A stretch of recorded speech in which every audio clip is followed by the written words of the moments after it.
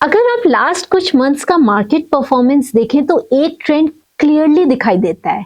Screen पर जो आप चार्ट देख रहे हैं उसमें आपको निफ्टी मेटल इंडेक्स और निफ्टी 50 का कंपैरिजन दिख रहा है। पिछले 6 मंथ्स में निफ्टी मेटल इंडेक्स ने लगभग 24% रिटर्न्स दिए, जबकि निफ्टी 50 ने सेम पीरियड में स्लाइटली नेगेटिव -1% के रिटर्न्स दिए। मतलब मेटल सेक्टर ने ब्रॉडर मार्केट को सिग्निफिकेंट मार्जिन से आउट परफॉर्म किया है। लेकिन ये मेटल सडनली इतना स्ट्रॉन्ग क्यों परफॉर्म कर रहे हैं, और अगर परफॉर्म कर रहे हैं तो कौन से स्टॉक्स हैं जिसमें आपको नजर रखनी चाहिए? इस वीडियो में हम इसी कॉन्टेक्स्ट में बात करेंगे। हाय, मैं हूं doctor Priyanka Sharma. I am a stock market mentor, investor and trader. तो चलिए शुरू करते हैं। मेटल के रनअप के पीछे कुछ इंपॉर्टेंट ग्लोबल और डोमेस्टिक फैक्टर्स का रोल है। ग्लोबल ब्रोकरेजेस जैसे गोल्डमैन सैक्स और मॉर्गन स्टैनले ने अपनी रीसेंट कमोडिटी आउटलुक रिपोर्ट्स में हाईलाइट किया है कि इंफ्रास्ट्रक्चर स्पेंडिंग, एनर्जी ट्रांजिशन और सप्लाई कॉन्स्ट्रेंट्स की वजह से मेटल्स की डिमांड स्ट्रक्चरली स्ट्रॉन्ग रह सकती है। और अगर थोड़ा ग्लोबल पर्सपेक्टिव देखें तो कमोडिटी मार्केट्स में भी मेटल्स का मोमेंटम काफी स्ट्रॉन्ग रहा है। वर्ल्ड गोल्ड काउंसिल के डेटा के अकॉर्डिंग रिसेंट ईयर्स में सेंट्रल बैंक्स ने रिकॉर्ड गोल्ड बाइंग की है, जो जियोपॉलिटिकल अनसर्टेनिटी और करेंसी डाइवर्सिफिकेशन का सिग्नल माना जाता है। इसी वजह से हमने गोल्ड और सिल्वर में एक्स्ट्रा ऑर्डिनरी रैली देखी है। इसी बैकड्रॉप में प्रीशियस मेटल्स में भी स्ट्रॉन्ग रैली देखने को मिली है। पिछले रफली एक साल में गोल्ड प्राइसेस ने ग्लोबली अराउंड 20 से 25% के आसपास रिटर्न्स दिए हैं, जबकि सिल्वर का रैली और भी एग्रेसिव रहा है, जहां प्राइसेस ने कुछ फेसेस में रफली 35 से 40% तक मूव कर चुके हैं। लेकिन कमोडिटी साइकिल्स हिस्टोरिकली एक पैटर्न फॉलो करते हैं।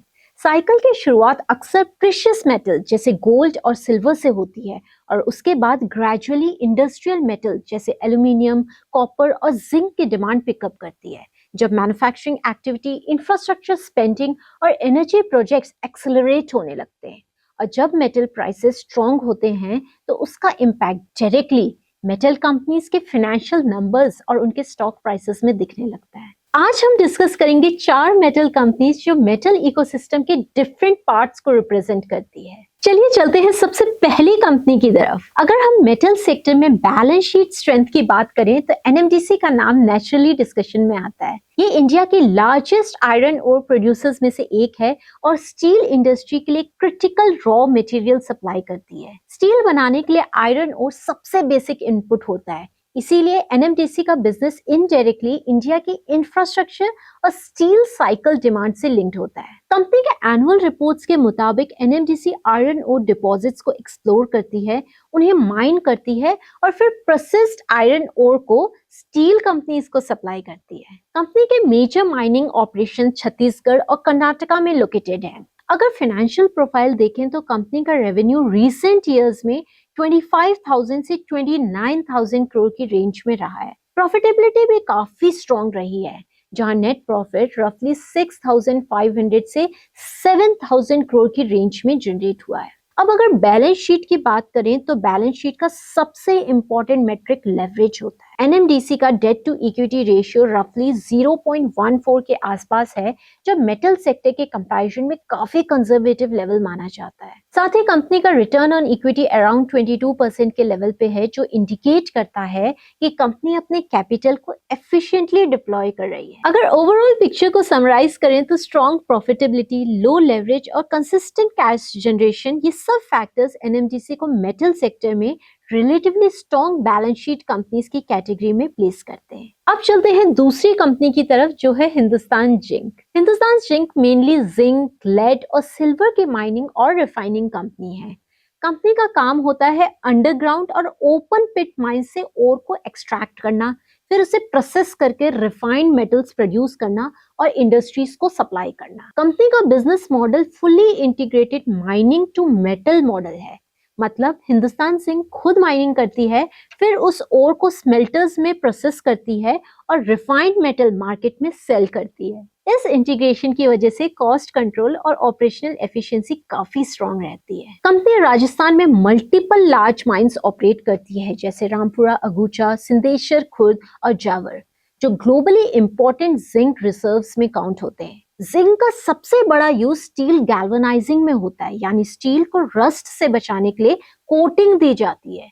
इसी वजह से जिंक की डिमांड इंफ्रास्ट्रक्चर, कंस्ट्रक्शन और ऑटोमोबाइल सेक्टर से डायरेक्टली लिंक्ड होती है। साथ ही हिंदुस्तान जिंक सिल्वर भी प्रोड्यूस करती है और ग्लोबल लेवल पर लार्ज सिल्वर प्रोड्यूसर्स में काउंट होती है। ये कंपनी के रेवेन्यू मिक्स को डाइवर्सिफाई करता है और कैश जनरेशन को सपोर्ट करता है। अब चलिए कंपनी के नंबर्स देखते हैं स्कैनेक्स में। रीसेंट नंबर्स के अकॉर्डिंग कंपनी का रेवेन्यू 35,000 से 36,000 करोड़ की रेंज में है और नेट प्रॉफिट रफली 10,000 से 11,000 करोड़ की रेंज में जनरेट हुआ है। अगर हम मार्जिन की बात करें तो मार्जिन्स मेटल सेक्टर के कंपैरिजन में काफी स्ट्रॉन्ग है। ऑपरेटिंग मार्जिन मल्टीपल ईयर्स में अराउंड 47 से 55% रेंज में रहे हैं, जो माइनिंग बिजनेस के स्ट्रॉन्ग कॉस्ट एडवांटेज को रिफ्लेक्ट करता है।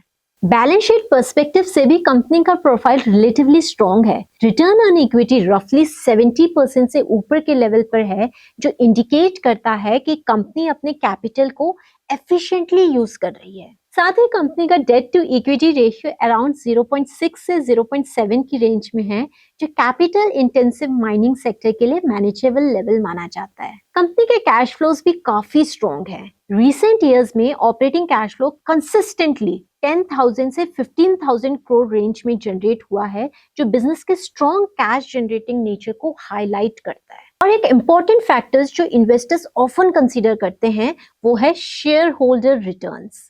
Hindustan zinc historically high dividend paying companies में से एक रही है और स्कैनेक्स के रीसेंट डेटा के अकॉर्डिंग डिविडेंड यील्ड अराउंड 4 से 5% रेंज में रहा है। तो अगर ओवरऑल पिक्चर को समराइज करें तो strong margins, large scale operations, consistent cash generation और हेल्दी रिटर्न रेशियोज, ये सब फैक्टर्स हिंदुस्तान जिंक को मेटल सेक्टर में स्ट्रॉन्ग बैलेंस शीट कंपनीज की कैटेगरी में प्लेस करते हैं। अब चलिए चलते हैं अपनी नेक्स्ट कंपनी की तरफ, जो है हिंडाल्को। हिंडाल्को मेनली एल्यूमिनियम और कॉपर मैन्युफैक्चरिंग कंपनी है। कंपनी के एनुअल रिपोर्ट्स के हिसाब से कंपनी का बिजनेस 2 मेजर सेगमेंट्स में डिवाइडेड है। इंडिया में एल्यूमिनियम प्रोडक्शन होता है और globally aluminium value added products का बिजनेस, जो सब्सिडियरी नोवेलिस के थ्रू ऑपरेट होता है। कंपनी इंडिया एल्यूमिनियम प्रोडक्शन के लिए बॉक्साइट माइनिंग करती है, उसे एल्यूमिनियम में कन्वर्ट करती है और फिर एल्यूमिनियम मेटल प्रोड्यूस करती है। ये एल्यूमिनियम फिर मल्टीपल इंडस्ट्रीज में यूज होता है, जैसे इंफ्रास्ट्रक्चर, ऑटोमोबाइल्स, पैकेजिंग और इलेक्ट्रिकल एप्लीकेशंस। डाउनस्ट्रीम साइड पर यानी एल्यूमिनियम वैल्यू एडेड प्रोडक्ट्स जब बनते हैं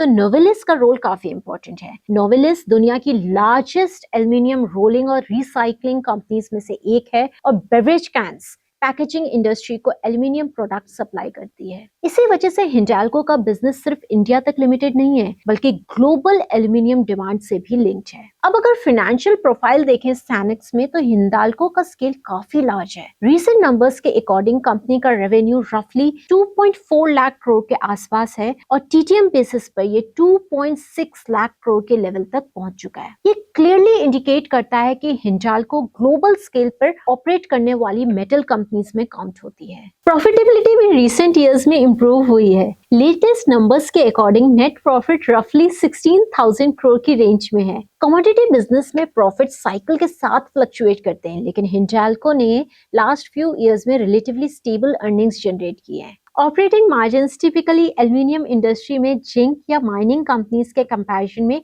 लोअर होते हैं। हिंडाल्को का ऑपरेटिंग मार्जिन रफली 10 से 13% रेंज में रहा है, जो एल्यूमिनियम मैन्युफैक्चरिंग बिजनेस के नेचर को रिफ्लेक्ट करता है। बैलेंस शीट पर्सपेक्टिव से भी कंपनी का प्रोफाइल रिलेटिवली स्टेबल है। डेट टू इक्विटी रेशियो रफली 0.5 के आसपास है, जो कैपिटल इंटेंसिव मेटल इंडस्ट्री के लिए मैनेजेबल लेवल माना जाता है। पास्ट में नोवेलिस एक्विजिशन के बाद डेट लेवल्स काफी हाई रहे, लेकिन स्ट्रॉन्ग ऑपरेटिंग कैश फ्लोज की वजह से कंपनी ग्रेजुअली डी लेवरेज कर पाई है। रिटर्न रेशियोज भी मॉडरेट हैं पर स्टेबल हैं। रीसेंट डेटा के अकॉर्डिंग रिटर्न ऑन इक्विटी रफली 12 से 13% के लेवल पर है, जो लार्ज इंडस्ट्रियल कंपनीज के कॉन्टेक्स्ट में रीजनेबल लेवल माना जाता है। कैश जनरेशन भी स्ट्रॉन्ग रहा है। रीसेंट ईयर्स में ऑपरेटिंग कैश फ्लोज रफली 17,000 से 24,000 करोड़ की रेंज में जनरेट हुआ है। ये strong operating cash flows company को केपेक्स फंड करने और बैलेंस शीट को स्टेबल रखने में सपोर्ट करते हैं। तो अगर ओवरऑल पिक्चर को समराइज करें large global scale operations, diversified aluminium value chain और इम्प्रूविंग बैलेंस शीट प्रोफाइल, ये सब फैक्टर्स हिंडाल्को को मेटल सेक्टर में फाइनेंशियली स्टेबल कंपनीज की कैटेगरी में प्लेस करते हैं। अब चलते हैं अपनी नेक्स्ट कंपनी की तरफ, जो है Ratnamani metals. Ratnamani metals mainly stainless steel और कार्बन स्टील पाइप्स और ट्यूब्स मैन्युफैक्चर करती है, जो हाई एंड इंडस्ट्रियल एप्लीकेशंस में यूज होते हैं। कंपनी के प्रोडक्ट्स का major use oil and gas pipelines, petrochemical plants, power plants और केमिकल इंडस्ट्रीज में होता है। इसी वजह से रत्नामणि का बिजनेस डायरेक्टली इंफ्रास्ट्रक्चर और एनर्जी सेक्टर की डिमांड से लिंक्ड है। बिजनेस का एक इंटरेस्टिंग एस्पेक्ट ये है कि ये value added metal products company है, मतलब ये रॉ मटेरियल जैसे स्टील को प्रोसेस करके स्पेशलाइज्ड पाइप्स और ट्यूब्स बनाती है। इस टाइप का business model commodity price volatility से थोड़ा इंसुलेटेड होता है और मार्जिन्स रिलेटिवली स्टेबल रहते हैं। अब अगर फाइनेंशियल प्रोफाइल देखें तो कंपनी का स्केल मिड साइज है, लेकिन ग्रोथ काफी स्ट्रॉन्ग रही है। रीसेंट नंबर्स के अकॉर्डिंग रेवेन्यू रफली 5200 से 5300 करोड़ की रेंज में है। अगर पिछले कुछ सालों का ट्रेंड देखें तो रेवेन्यू स्टेडीली ग्रो हुआ है।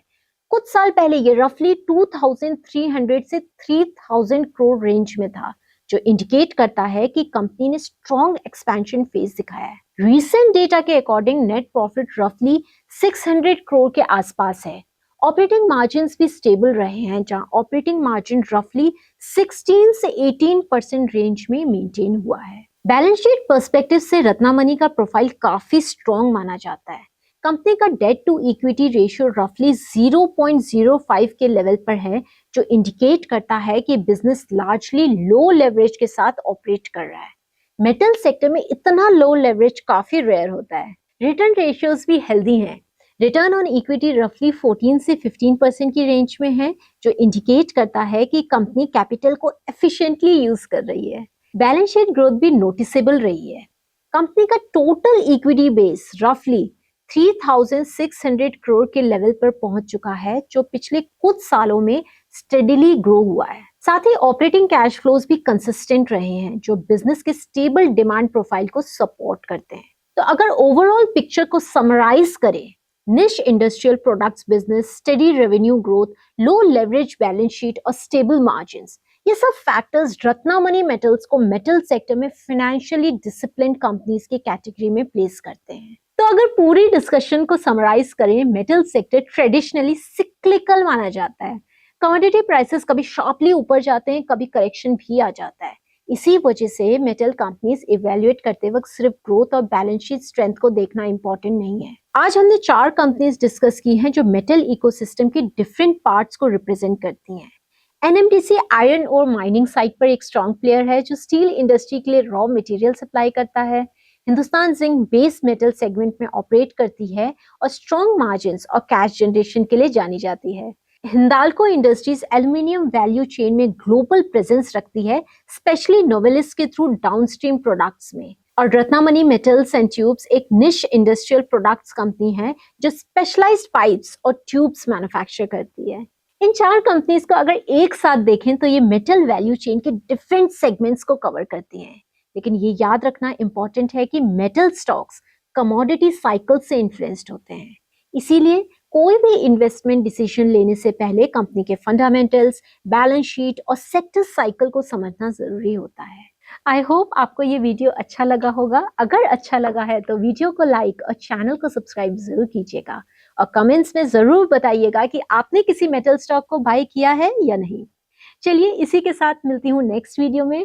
Thanks for watching. Bye bye. Investments in the securities market are subject to market risk. Read all the related documents carefully before investing.